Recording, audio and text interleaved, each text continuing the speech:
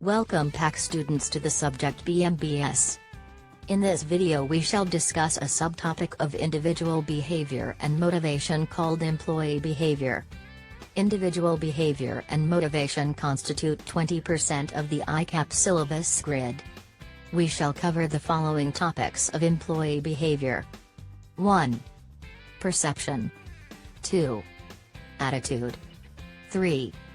Job satisfaction and stress. Let's start our discussion with perception, in which we shall discuss definition of perception, 3 stages of the perception process, and perceptual problems and distortions when dealing with people.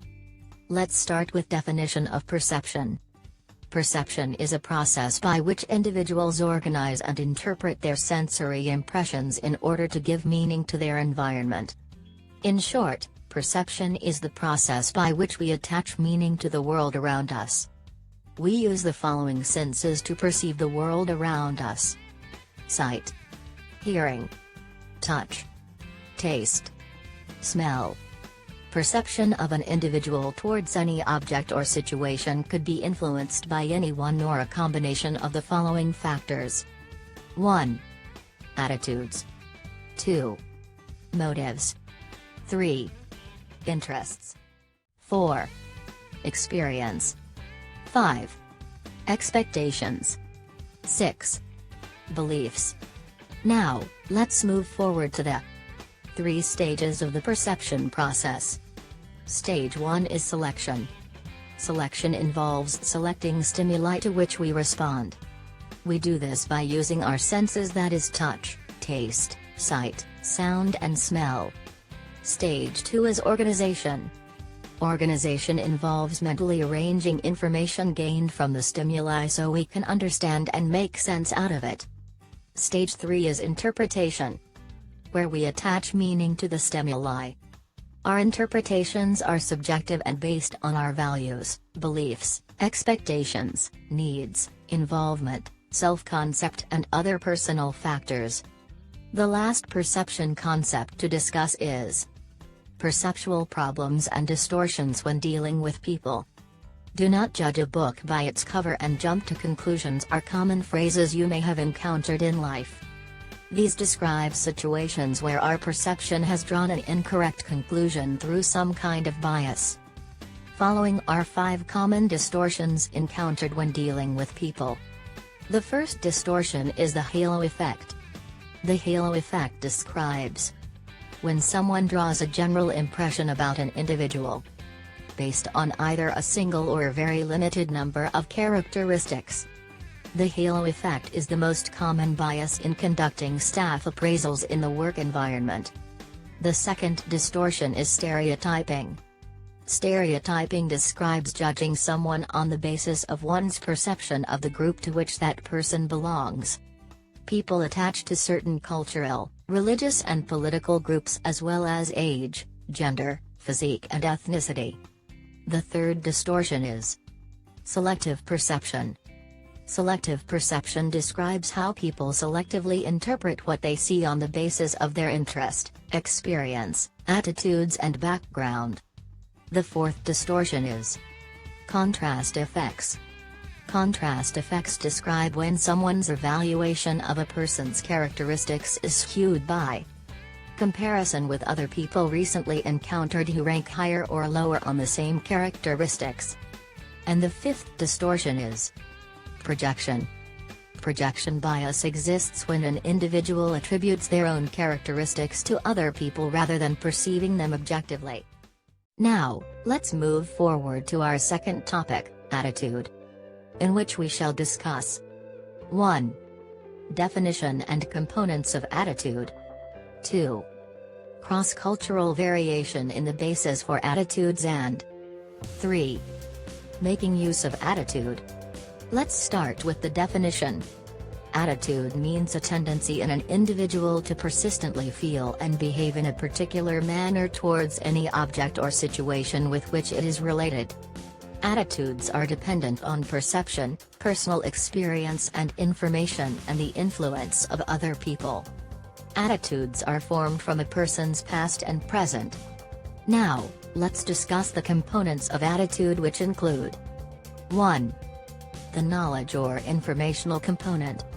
This component of attitude consists of beliefs, perceptions and information that an individual has about an object. The second component is feelings or emotional component. A person's feelings or emotions may be positive, negative or neutral towards an object or situation. Our third component is behavioral component. This attribute consists of an individual's tendency to behave, respond or perform in a particular manner towards an object or in a particular situation. Now, let's move forward to cross-cultural variation in the basis for attitudes. Variation in cultural heritage, morals, beliefs and values can significantly impact people's attitudes. Care should be taken to ensure employees are aware of and sensitive to other people's culture. Variation stems from a number of factors including hereditary variables, patriotism, rituals and ceremonies, attitudes to risk, masculinity versus femininity traits, religion, language, social and business customs, etc. Lastly, let's discuss making use of attitude. Attitude can serve a number of useful functions for an individual. These functions address both inner needs and also the external environment. For example, 1. Expressing ourselves. 2. Protecting self-esteem. 3. Social acceptance. 4. Prediction. Now, let's move to our last topic: job satisfaction and stress, in which we shall discuss 1. Definition and levels of job satisfaction. 2. The outcomes of job satisfaction. 3. Definition and symptoms of job stress. 4. Triggers of job stress.